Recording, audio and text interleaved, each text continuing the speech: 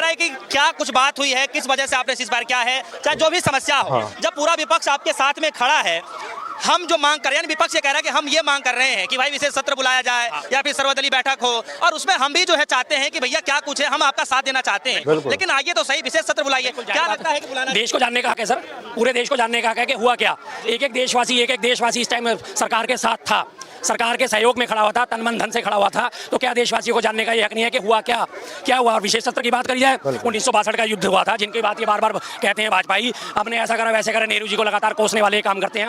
1962 का भारत और चीन का युद्ध चल रहा था।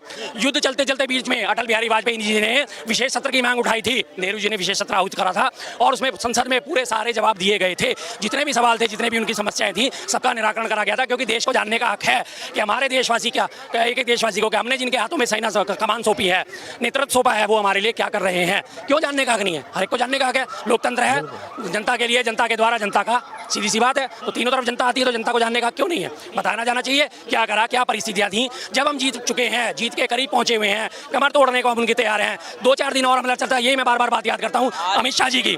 अमित शाह जी ने अभी 2023 में संसद में खड़े होकर भाषण दिया था कि अगर ये 3 दिन युद्ध और चल जाता तो सीज फायर की जरूरत नहीं पड़ती। आज अब वही पलट के हम कह रहे हैं आप 3 दिन और चला देते, पाकिस्तान आज नक्शे से गायब हो चुका होता। हमारी सेना इतनी समर्थ है, सिर्फ 3 दिन अगर और मिल जाते सेना को, तो पीओके भी आ जाता और ये राड़ हमेशा के लिए खत्म हो जाती। लेकिन आपने व्यापार को तरजीह दी। आपने कहा कि जैसी अमेरिका ने घोषणा करी, अगर आपने युद्ध बंद नहीं करा तो मैं व्यापार बंद कर दूंगा, और इन्होंने फौरन सीज फायर की घोषणा करके और शांत हो गए। क्या है, पूरी जनता को ठगने का काम करा आपने।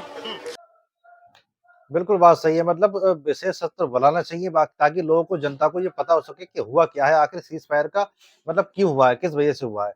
और बाकी पीओके तो वापस आना चाहिए, बिल्कुल आना चाहिए, और बहुत जल्द आना चाहिए। ये अच्छा मौका था। बाकी दोस्तों आप लोग क्या कहते हैं, कमेंट बॉक्स में कमेंट जरूर करें, वीडियो को शेयर करना ना भूलें।